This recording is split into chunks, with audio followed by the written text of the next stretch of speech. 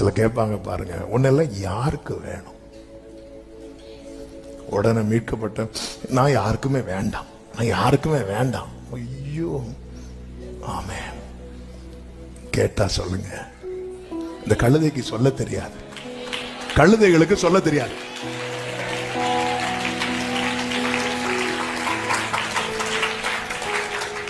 ஆமே. அதனால ஆளை வச்சு சொன்னார். சொல்லுவீங்க, நான் ஆண்டவருக்கு வேணும், நான் ஆண்டவருக்கு தேவை, நான் ஆண்டவருக்கு தேவை. அவர் ஞானிகளை வெட்கப்படுத்த பைத்தியங்களை தெரிந்தெடுக்கிறவர். அதே